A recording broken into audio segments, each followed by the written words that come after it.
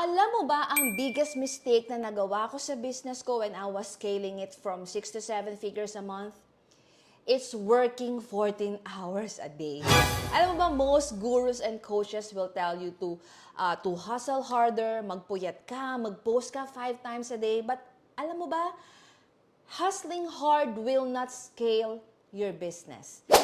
Kahit itodo mo ang energy mo at kahit magmukhang rice terraces na ang eye bags mo, I'm sorry to tell you, but working hard will not scale your business. Alam mo kung anong mag-scale sa business mo? Systems.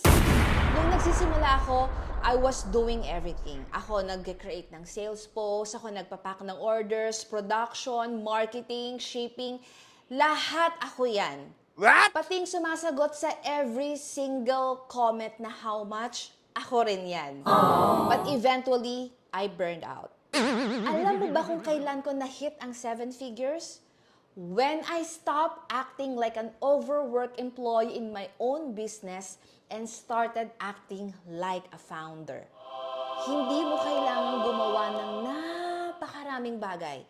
You just have to find your unique ability and then build systems, automate, curate, and outsource. Mag-focus ka kung saan ka talaga magaling and be so good at it. You want the exact system that bought back my time? Check the comment section and let's get you inside our DIY Premium Incubator.